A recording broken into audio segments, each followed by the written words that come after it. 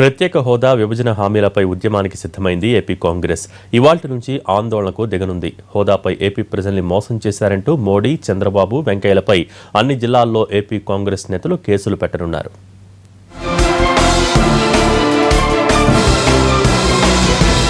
ప్రత్యేక హోదా అంత ఈజీగా తేలే వ్యవహారం కాదని ఒక్కొక్కరిగా సంకేతాలు ఇస్తున్నారు కేంద్ర రాష్ట్ర మంత్రులు.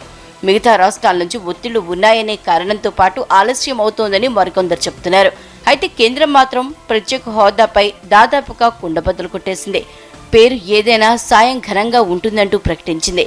దీంతో హోదా హామీ అమలుపై కేంద్రం వెనుకడుగు వేసినట్లు ఓ నిర్ణయానికి వచ్చాయి ఏపీలోని విపక్ష పార్టీలు. ఏపీ అభివృద్ధికి ప్రత్యేక హోదా కీలకమైన అంశమన్నది ఏపీ కాంగ్రెస్ వాదన.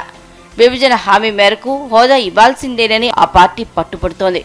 ప్రత్యేక హోదా విషయంలో కేంద్రంపై పోరాడేందుకు సిద్ధమన్న రాహుల్ స్టేటస్ పై వారికి రెడీ అవ్వాలి అంటూ ఏపీ కాంగ్రెస్ కు దిశానిర్దేశం చేశారు. దీంతో ఇక ప్రత్యేక హోదా విభజన హామీల అమలుపై ఇవాల్టి నుంచి ఏపీ కాంగ్రెస్ ఉద్యమానికి సిద్ధమైంది.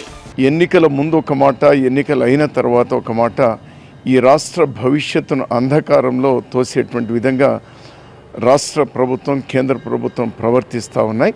ఇది సాధించేంతవరకు కాంగ్రెస్ పార్టీ పోరాటాన్ని ముందు కొనసాగిస్తుంది. గత ఏడాదిగా పోరాడుతూ ఉన్నాం.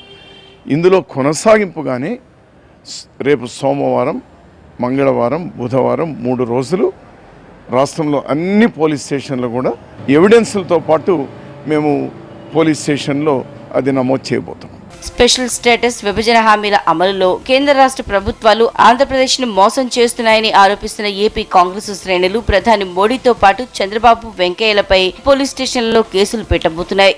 ఇవాల్టి నుంచి 3 రోజుల పాటు ఏపీ వ్యాప్తంగా ఆందోళన కొనసాగనున్నాయి.